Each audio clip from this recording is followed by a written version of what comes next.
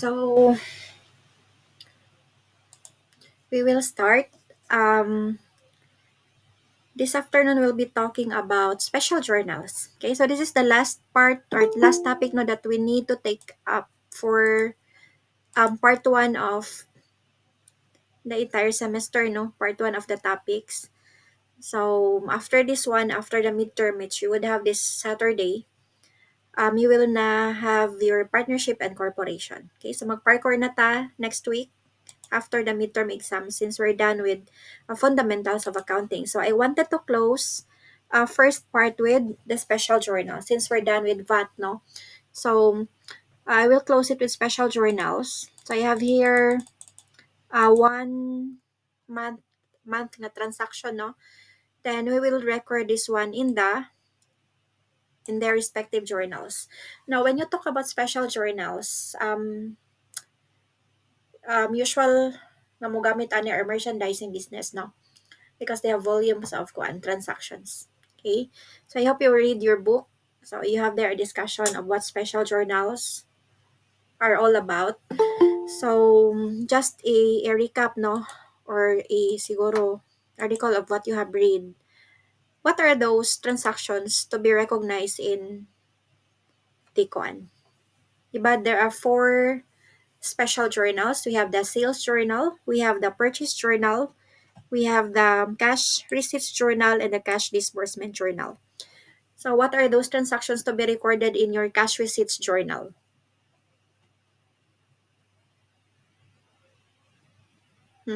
What are those transactions? All cash receipts, right? So all cash collection will be entered in the cash receipts journal. And then cash disbursement will also record all cash payments, diba? So like you paid for merchandise purchase, you paid for operating expenses, you paid for fixed assets, okay? Or your refund baron your customer, okay?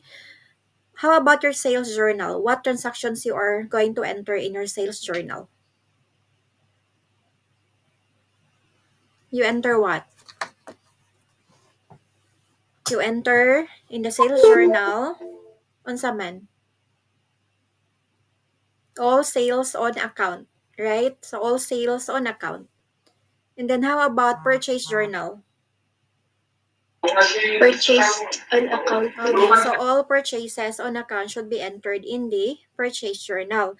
Now, those transactions that cannot be entered in the four special journals, asan mo isulod?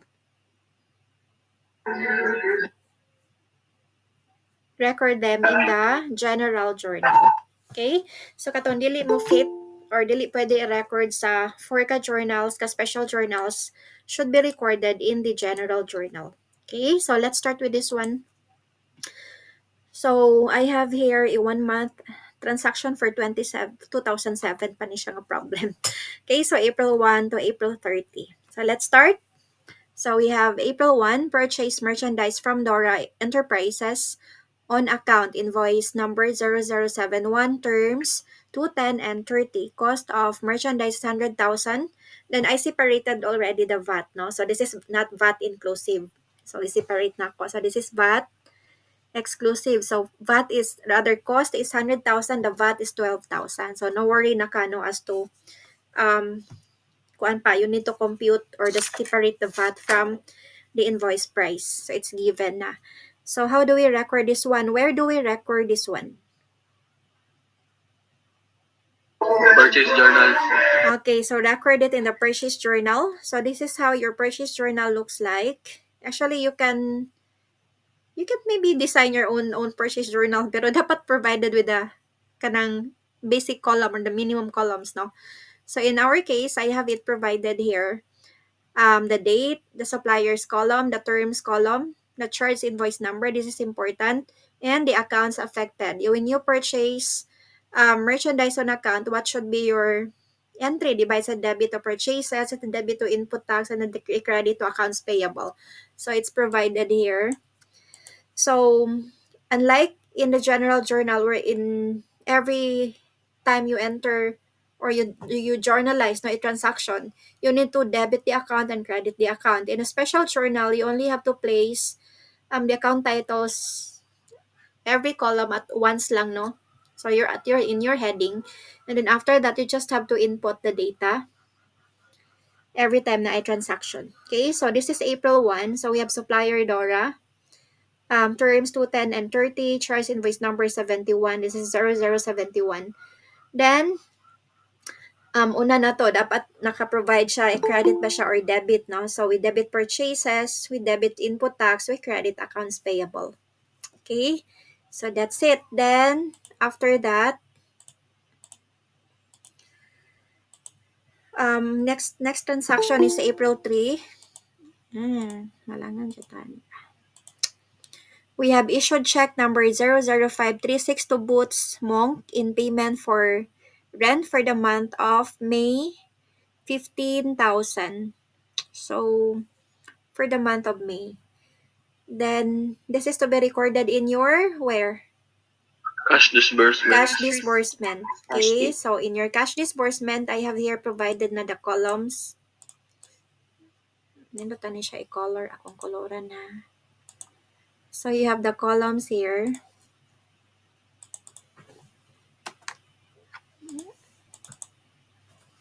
Hindi siya musibo.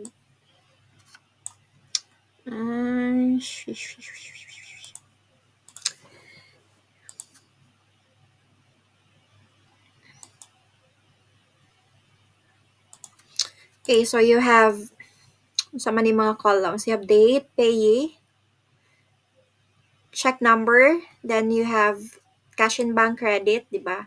Then, these are the possible transactions, no? So, major transaction na to is purchase of account and payment of accounts. For those expenses, these are operating expenses or kanang disbursement nga dili kayo recurring, then I'll just put it under sundries account. So, I provided the account titles, then you have column here for debit and credit. Okay? So, that is a payment of rent. So, we have it here. So, cash in bank credit 15. So, I posted under cash in bank credit 15,000. Then, wala man tayo provided nga column for rent expense. So, I put it under sundries accounts. Okay, so we have rent expense, debit 15,000. Di ba? When you journalize, to record payment for rent is debit rent expense 15,000, credit cash in bank 15,000. Okay, so I use rent expense. So that's 3. And then after that, we'll have April 5, purchase merchandise for cash from Barney Company. Issued check number 00537. Cost 50,000, VAT 5,000, rather 6,000. So where do you record that one? Cash disbursement. Cash disbursement. So you have it here. So you have check number, cash in bank, purchases. Purchases man na, di ba? That's why you have your debit purchases, 50,000, debit Vat Input, 6,000, then you credit cash for the total payment of 56,000.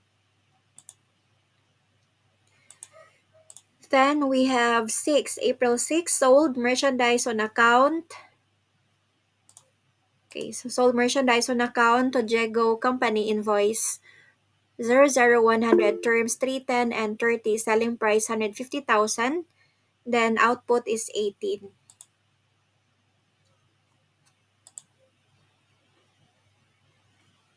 Okay. So where do you record this one? In the Sales journal. in the sales journal, because that's a sales on account, no? So sales journal, so you have it here. So na siya. So when you have your sale, so you have customer name, then terms, then charge invoice number. Then we debit accounts receivable for the total 168,000. That's total selling price and the output, no? And then you credit sales for the selling price, and then credit VAT output 18,000. Okay?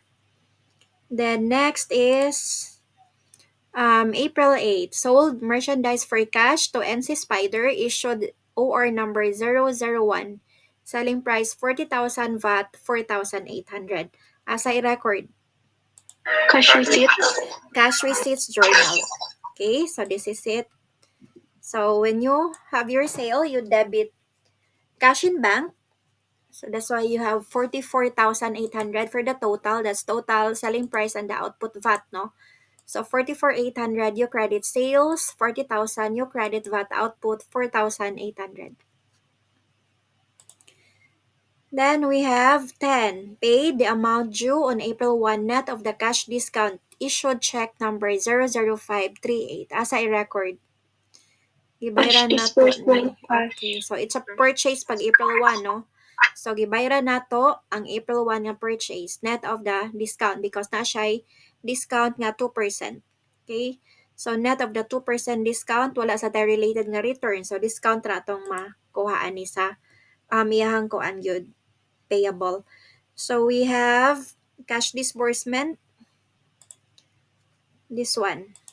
Okay, so our total amount accounts payable is 112,000. Then we paid, or the company paid within the discount period. So take note of this. When you compute for the discount, it has to be net of the VAT input. So walay labot ang VAT input in the computation of the discount. So accounts payable, remove the VAT, that is 12%, so 100,000 lang. So 100,000 times 2%, you have your discount of 2,000. So since we don't have column for discount, provide ta for the accounts under the sundries column. Okay, so purchase discount 2,000. And then, since it's a return, we also have to what? Reduce our VAT input now related to this return amount. So to compute for the reduction in VAT input, so you just multiply 2,000, which is the amount of the purchase discount, by 12%. So 2,000 times 12%, you have 2,040. I have it had a negative sign. I have it a negative sign now, because this is supposedly a credit. Okay, so since we don't have any column for credit for VAT input, so ato na lang, since we have VAT, di sa ta pwede mag-sundress because nanay VAT nga column. So we just indicate nga it's a deduction. So you just put a negative sign. Okay? So our cash in bank payment is this one. Okay? So 109,760. So muna lang na itong gibayaran net of the purchase discount. Okay, and then next after that we have 11. Collected the amount due from Jago net of discount issued OR 002. So kanin kang Jago kay naatay 3% discount. Okay, so where do we record this one? Cash receipts. Cash receipts. Okay, this is a collection. So, arita sa cash receipts. 11. So, this one. Okay. So, our total cash collection unta dapat is 168,000, but the customer was able to avail of the sales discount, which is 3%. So, again, similar to unsa ni atong gibuhat nato ganina, no? So we have to compute the discount net of tax. So 150 man ni siya, 'di ba? 150 and 18 ang tax. So ang 150 ra tong basihan for the sales discounts. So 150 times 3%, so you have 4,500. Okay? So we don't have sales discount column, so provide it under the sundries account. And then we also have to reduce our VAT. So VAT output no related to the returned sales. So 4,500 times 12%, so you have a reduction in your VAT output of 540. Okay, so I just indicated in there the negative sign. So the amount that the company was able to collect is only 162,960. That would be 168 minus this one and this one. Okay. Then we have 14. Purchased merchandise on account from Humpy Dumpy. Receive invoice number 25, terms 110 and 30, cost 40,000, VAT is 4,800. Okay, so this is a purchase on account. So as a record, purchase journal. Okay, so you have it here. So diretso naka-input since provided na with the column. Then we have next is 17. Return purchase merchandise from Humpy Dumpy, cost 5,000, VAT is 600. Where do we record the return merchandise? Take note, this is merchandise purchase on account. record it under or record it in your general journal. Okay, kaya di man siya pwede iso na to sa cash disbursement kay it doesn't involve cash. Okay, so diri siya i-record sa imong general journal. So we have a debit to accounts payable 5,500, credit purchase returns and allowances 5,000, credit input tax 600. Okay? Then we have next 17. Sold merchandise on account to Lala Merchandising issued invoice number 000101, terms 210 and 30, selling price 20,000, VAT 2,400. Okay, then we have asa i-record ni? Sales journal. Sales General journal. Sales journal. This is a sales on account. So, sales journal. So, we have it here. So, post na lang kadiretso sa details. Okay, since provided na ka with the column. Then, we have 18 receive return merchandise from Lala. Sales price 4,000, VAT 480. As I record, General journal. Okay, so you have it here. So, debit ka, sales returns and allowances 4,000, output tax 480, accounts receivable 4,480. Then, we have 25, paid the amount due to Humpy Dumpy on the merchandise purchase on February 14, less returns on April 15, issued check number 00539. So, katulang i-less na to ang return. So, asa i-record ang payment? Cash Cash disbursement. disbursement. Okay, so diretso ra. So, this is already net of the returned amount. So, debit lang ka, cash rather, accounts payable 39,200, then credit ka cash in bank 39,200. Then we have 28, received payment from Lala Merchandising on merchandise sold on April 17, less returns on April 18, issued OR number 003.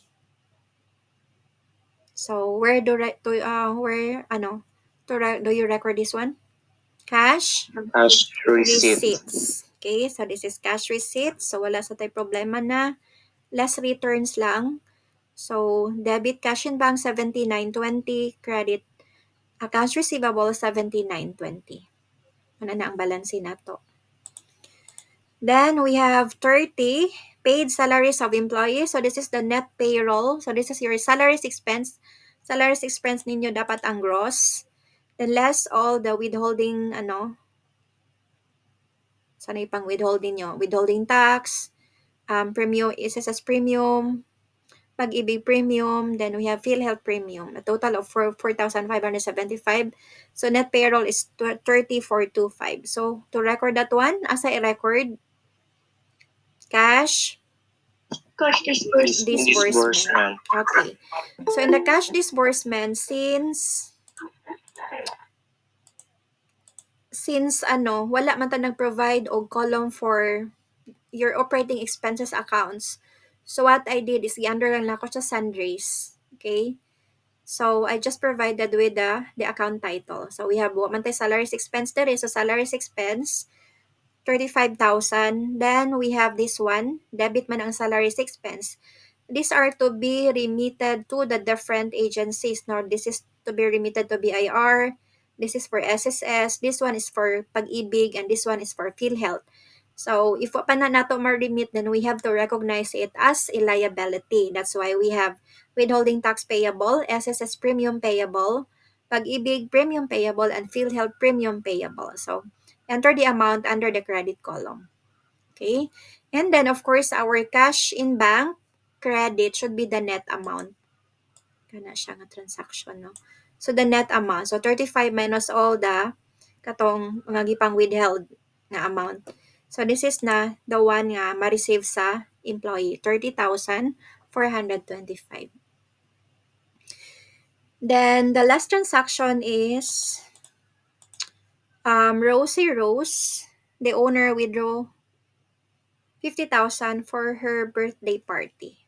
Okay, so asa i-record cash disbursement. So we have 50,000 cash in bank, then Rose withdrawals 50,000. Okay, so after posting all the transactions, so we have posted na all the transactions, no? So next is you have to put the columns. Okay, so add all the columns, add na tanan, get the total. Kanilang, you just, kuan ani, take note of this one. We don't have to get the net amount ha. Ato lang siyang copy ho ang total negative. Kung daghag negative, you get the total negative. And then kung daghag positive or credit, no? This one is kung positive is credit. Kung debit is negative. Understood as negative.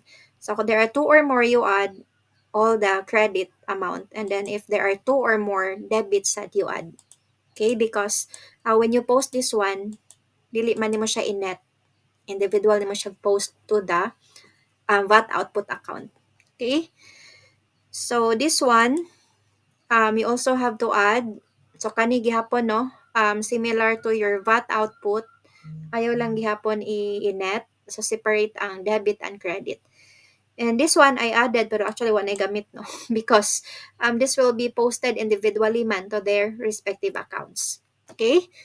So after na footing all or getting the total in all the columns, you need not to do your posting. Okay, so when you post, unlike in the general journal wherein you need to post individually the debits and the credits, no?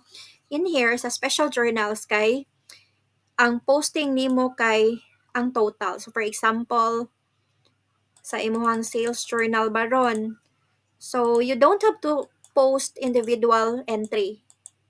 Okay, or entries, no? You don't post them, but ang total lang. Okay? So when you post it, like for example, accounts receivable 190,400. So man ni siya. Kani debit, no? Dapat i-indicate na ako as sales journal. It's understood it's taken from the sales journal. Okay, kana siya. And then next na to nga posting kay sales 170. So proceed to your sales account. So asa na tong sales, diba? So 170. So I'll indicate as SG, sales journal. So meaning, the sales, this posting was taken from the sales journal. Okay, so and then we have sa sunod, VAT output tax 2,400. So proceed to your VAT output tax. VAT output tax. So naron 2,400. So this one. Okay, so I'll mark this as SJ from the sales journal. Okay. And next, for example, we post purchase journal. So our posting is accounts payable credit 156,800. So accounts payable credit 156,800. Where is the accounts payable? Dara. Kani 156,800. So this is coming from your purchase journal. Okay, and then after that we have purchases 140,000. So ato ta sa purchases account. Dara. So this is coming from the purchase journal. Kalimot makog indicate sa gikan siya. Okay, then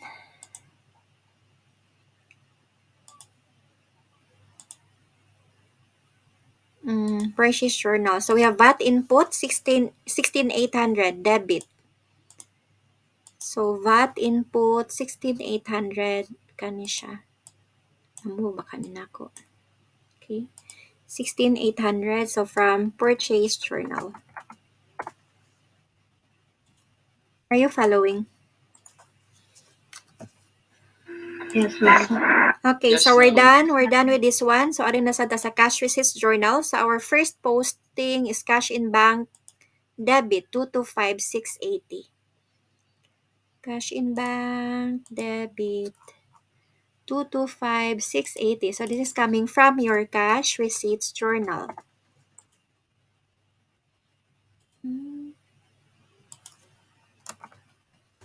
Okay.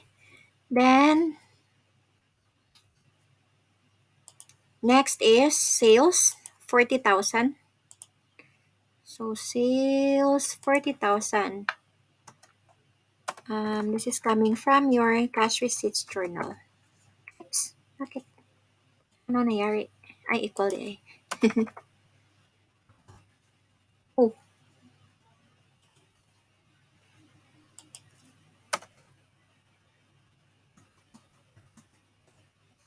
okay. Cash receipts journal. Then we have next is accounts receivable credit 185,920. Accounts receivable credit 185,920. So this is coming from your cash receipts journal. Okay. And then we have next your VAT output 4,540. So duha tong post. Credit nga 48 ug debit nga 540. So VAT output. Output VAT kani siya. This is coming from your cash receipts journal. Then this is also coming from your cash receipts journal. Okay? Then cash receipts ba to na? Pailain. Naatay sales discounts debit 45.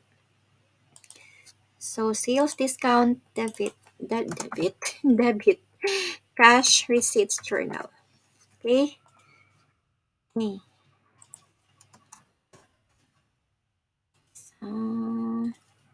Okay, so we're done with our cash receipts journal. We now proceed to our cash disbursement journal. So first, post our cash in bank credit 300,385.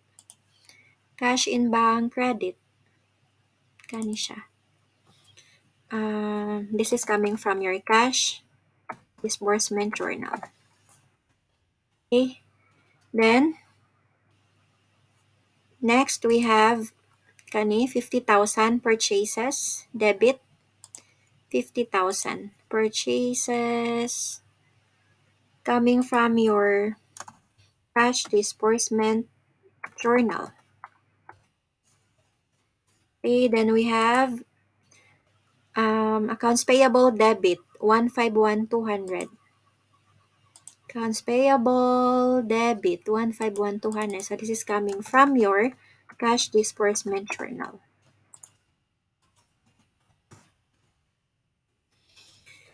Then we have input.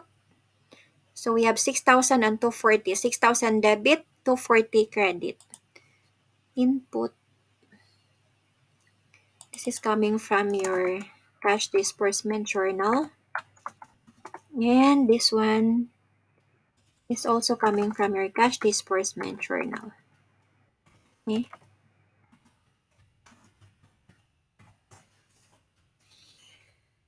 Okay, then we have kani individual na atong posting. So we post rent expense 15,000. So coming from your cash disbursement journal. And we also post purchase discount 2,000 credit. Asan na to itong purchase discount? Tara. From your cash disbursement journal. And then another one, we have salaries expense 35,000 credit. Salaries expense. Okay, so this is coming from your cash disbursement journal.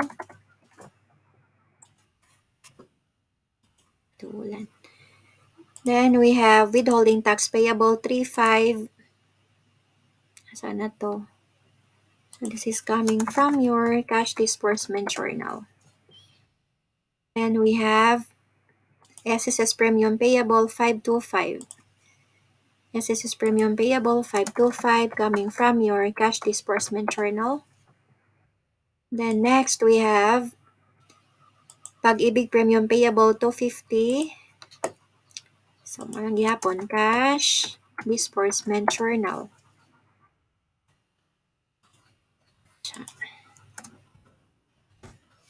Then we have PhilHealth 300.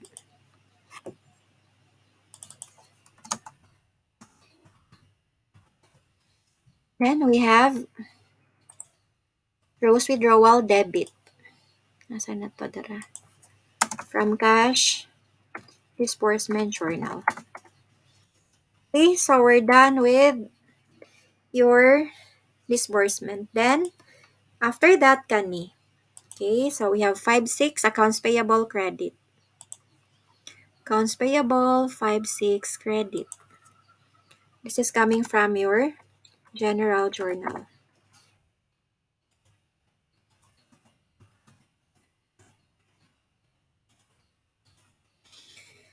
Then, we have purchase returns and allowances credit 5,000. Purchase returns, so this is coming from your general journal. And this is, next is input tax 600. Input tax 600 coming from your general journal. Ay, sorry.